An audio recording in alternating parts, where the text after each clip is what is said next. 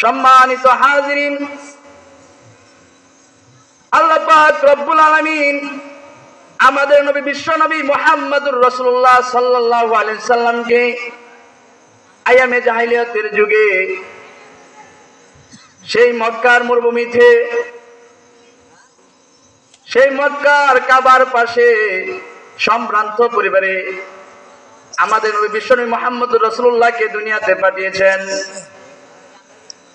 আয়ামে জাহেলিয়াতে যখন বিশ্ব নবী দুনিয়াতে আগমন করেন, তখন মানুষ দুই পায়ের মানুষ চার পায়ের পশুর ন্যায় পরিণত হয়ে গিয়েছিল। সকলে উলঙ্গ হয়ে কাবা শরীফ তওয়াফ করত। ওই সমাজে আমাদের নবী বিশ্ব নবী মুহাম্মদুর রাসূলুল্লাহ জন্মগ্রহণ করেন। যখন মুহাম্মদুর রাসূলুল্লাহ জন্মগ্রহণ করে তিনি ওই গ্রামে লালিত পালিত হচ্ছেন। এত সুন্দর ব্যবহার,